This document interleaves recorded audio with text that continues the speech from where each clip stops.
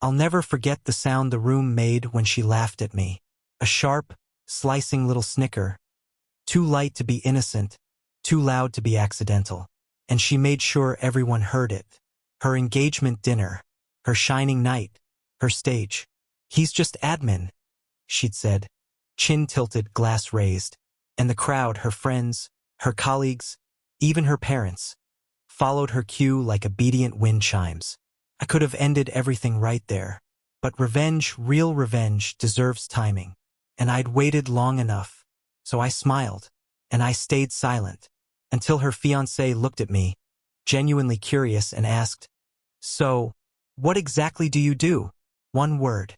That's all it took. But I'll get to that. She used to speak softly to me, back when she thought I was her future. When she held my hand in the dark and whispered that I made her feel safe. That she didn't need status or money, just loyalty. Funny how people rewrite their desires once someone wealthier walks by. We met when I worked in a small office, doing quiet work no one noticed. She liked that about me. My steadiness. My calm. And I loved her boldly, fully, stupidly. I thought we were building something real. She thought I was a stepping stone. It started with late replies, little lies, new perfume she didn't wear for me, nights at work with no tired eyes to show for it. I didn't accuse. I observed. Her phone lit up one night while she showered, and the preview alone said enough. Not words. A photo. Her in a dress I never saw, sent to a man I'd never met. I stared at it for a long time, not in anger, in acceptance.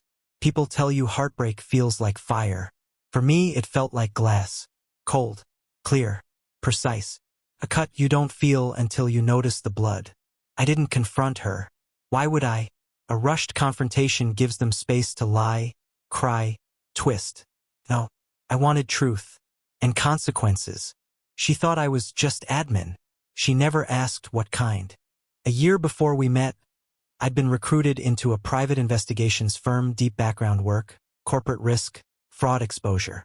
When she asked what I did, I said admin because it was easier, cleaner, less likely to attract questions. And she never asked more. Her new lover, now fiancé, was a man with money, family reputation, a company built by generations. A company with skeletons.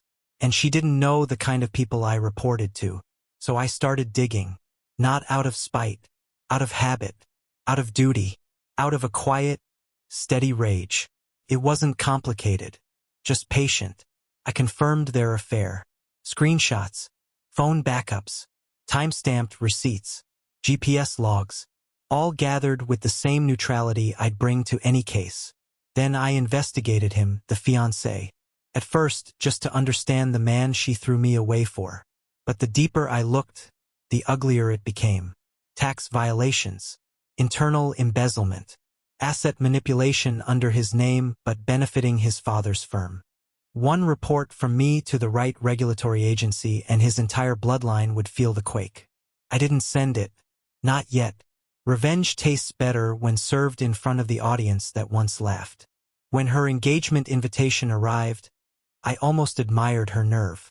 Of course she wanted me there. She wanted to display her upgrade, her victory, her polished future. She didn't know she was inviting the knife. I arrived in a clean suit. Nothing flashy. Nothing weak. She barely greeted me, too busy clinging to her diamond. I waited, listened, watched her parade around the room like she owned the air. Then she mocked me. Just admin. Everyone laughed. Except her fiancé. He looked almost embarrassed on her behalf. "So," he asked me, trying to include me, "what exactly do you do?" I set my glass down. The moment felt still, like the world inhaled. Compliance. One word. Precise. Cold. Heavy. His eyes widened first. Then her parents. Her mother even grabbed the table. Because compliance isn't paperwork. Not in our industry. It's investigation. Exposure. Legal annihilation. And they knew what had been happening inside their company. They just didn't know who knew. Until now. I watched their faces drain. Her smile evaporated like it had been slapped off. Compliance with who? the fiancé asked, voice cracking. I gave a small, almost polite smile. I named the agency. The room froze. Her father stood up so fast his chair tipped. Her mother whispered her fiancé's name like a warning. And she finally realized who I was. Not the man she dismissed. Not the fool she betrayed.